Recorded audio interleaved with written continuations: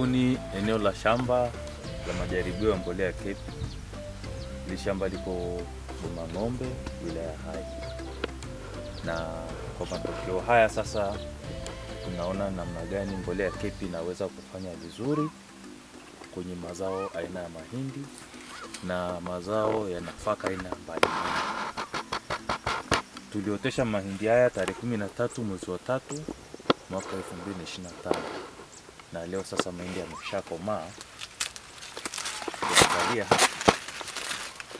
mahindi yamebeba vizuri, na sasa tunaenda kufikia kwenye hatua ya mahindi ya kukoma. Hii ni matokeo sahihi ya mbolea ya KEPI. Kama mnavyoona mahindi yamebeba vizuri, na ukiangalia